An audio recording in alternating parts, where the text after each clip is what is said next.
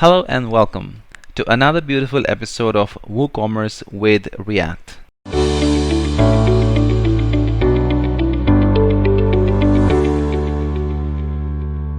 In the previous episodes, we have learned about how to go ahead and create your WooCommerce store front end in React, as well as how to connect it with WordPress WooCommerce and fetch the data with the help of GraphQL. In this tutorial, we're going to continue with our series, and we can go ahead and learn about how to update the cart. So in the previous video, you've learned about how to do add to cart and write add to cart functionality. As you can see, this has been added to the cart. You can add a couple more items like so. One more thing, and go over here. So this is our cart page, and you can see all of the items have been added. So a lot of people ask me what would be the difference of creating WooCommerce in React rather than a traditional WooCommerce in WordPress. So I want to show the difference at this point. So besides the performance that you get, and you get a better user experience, you also have higher conversion because the user interaction is faster. They don't have to worry about the page reload, etc. So let me show that to you. So this is my traditional WooCommerce in WordPress, and as you can see, I can definitely go ahead and increase the quantity, but if you notice, when I increase the quantity, nothing happens on the right hand. So I don't really know what would be the cost of the total of this, unless I of course calculate manually in my brain or use a calculator. I have to wait until I do update cart before I can actually see what my total is. However, when we have something built in React with, like I've done here, you can see the moment you click like so, you will immediately have a request, and you can see that it's been updated. I change that to 9, you have a request again, and change to 4. You can see that it's dynamically changing, not only at this place, but notice what happens here as well.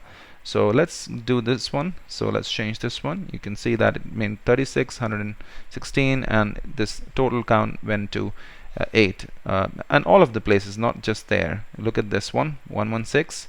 Let's increase this one to another by one more, and you can see that it's gone to 118. So which means everything is happening straight away without having the user to wait for that. It's just a simple request that goes to the WordPress backend, and it goes ahead and updates the cart information there. Okay, but however, at this point, when you have it in WordPress, you actually have to update the cart to see the changes. So if I had to increase it, I know I'm not able to see any change here. I have to click on update, then Ajax request will go, and then finally it will be updated. Okay, so it gives your user a better experience because they don't want to really wait for a long time. So this definitely gives your user a better user experience, right? If you want to go to proceed to checkout, if you click on proceed to checkout, you will notice that the page is actually reloading, right? However, in our case, if you click on proceed to checkout, notice what happens at this point. Okay, I hit it, and there you go. You're straight away into the checkout page. There's no page reload. It's all simple, right? Here, if you had to submit the order, okay, all right, brilliant. So coming back to the update to cart feature, okay, you also have an option to clear the cart. Okay, so if you click over here like so, you can see it's clearing, and the entire cart is now cleared, right? Isn't that amazing? I don't think that you have that feature available here in WordPress WooCommerce, but in the site I've given the option of clearing the cart, so the user can clear the cart as well. All right, so let's continue about how we can actually write queries in the next video. So in the next video, we're going to talk about how to write queries. And if you did like the video, please give a thumbs up, and do subscribe to my channel if you aren't already. And if you want the code of this, you can get that on my GitHub source. The entire one is already built. So you can go to imranhsayed, and then make sure you follow me by hitting this button, and just go to repositories, and this one right here, next. Okay. So you click over here and you'll be able to go ahead and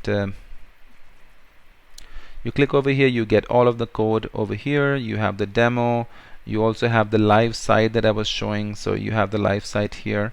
So you have a link of a demo site, you have all of the options, so categories, all of that stuff going on over here.